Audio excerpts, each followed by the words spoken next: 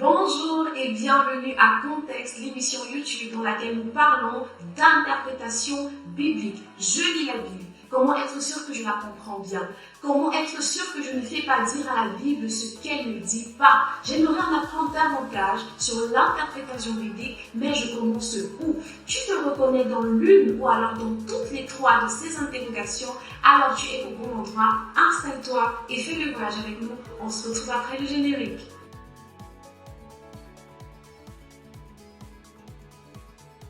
Il faut interpréter la Bible dans son contexte. C'est une phrase que j'ai très souvent entendue et je suppose que toi également. Et oui, la Bible ne se lit et ne s'interprète pas n'importe comment. Comprendre le contexte est capital. Mais pourquoi le contexte est-il si important alors que nous savons que la Bible est un livre inspiré de Dieu? Oui, la Bible est un livre inspiré de Dieu, mais ce sont des hommes comme toi et moi qui en ont été les écrivains. La Bible est un livre inspiré de Dieu et c'est Dieu qui a guidé le processus d'écriture de sorte que nous ayons ce tout organisé, cohérent et logique que nous appelons la Bible. Mais les mots que nous retrouvons à l'intérieur sont des mots que nous pouvons retrouver dans des langues que les humains comprennent, des langues que toi et moi nous parlons. Mais néanmoins, il faut s'intéresser au contexte justement à cause de la partie humaine qu'il y a dans la Bible. Puisque la Bible est un livre inspiré et écrit de Dieu, pourquoi ne pas laisser le soin à Dieu, le Saint-Esprit, de nous expliquer la Bible? C'est quoi le contexte alors que le Saint-Esprit peut donner la révélation? D'ailleurs, qu'est-ce qu'on entend même par contexte? Ce sont des questions qui sont normales parce que je sais que certains d'entre vous se les posent. Elles sont légitimes, elles sont normales lorsqu'on est en face d'un texte aussi complexe que la Bible. Et c'est justement pour cette raison que cette émission existe. Alors nous allons jouer avec les mots pour définir ce que c'est que le contexte. Nous allons commencer par le mot texte. Un texte, tout le monde sait ce que c'est.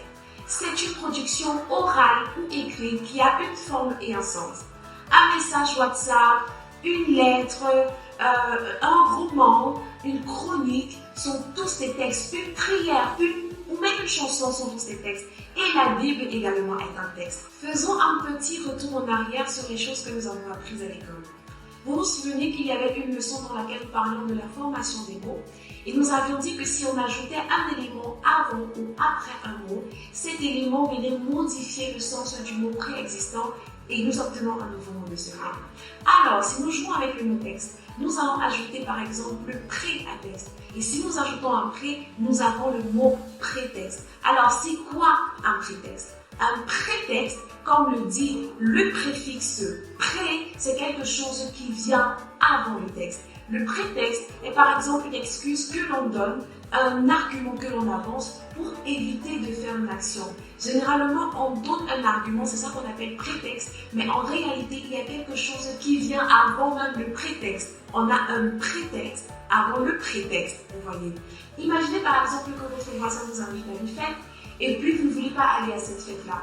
Vous rentrez, vous dites à votre voisin, tu sais, vraiment, je ne peux pas venir à cette fête parce que je me sens fatiguée, j'ai tellement bossé tout au long de la semaine. Même si ce que vous dites est vrai, c'est-à-dire que vous vous sentez fatigué, il y a quelque chose qui vient avant l'argument que vous avancez. Vous ne voulez pas aller à cette fête. Et c'est justement le manque de volonté, l'absence d'envie d'aller à cette fête qui vous fait dire à votre voisin que vous ne voulez pas aller à sa fête. Alors ce que vous dites à votre voisin est le prétexte, mais en réalité, il y a un prétexte avant le prétexte que vous avez avancé.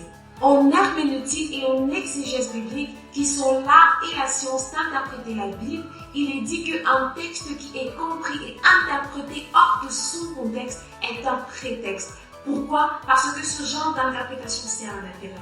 Autrement dit, on va prendre un passage et on ne va plus chercher à comprendre quelle est la vérité cachée dans ce passage, mais on va utiliser la parole et la tordre, la forcer à s'adapter à un point de vue que l'on a déjà.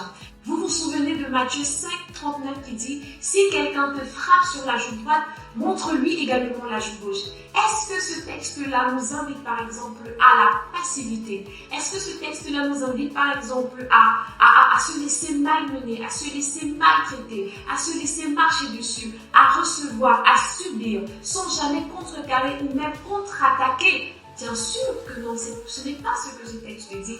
Et vous le comprenez. Donc le problème d'interprétation ici est que le texte a été pris de la Bible, a été compris et on a tiré une vérité qui n'est pas en phase avec le contexte de production ou le contexte de déclaration de ce verset. Alors, c'est quoi le contexte?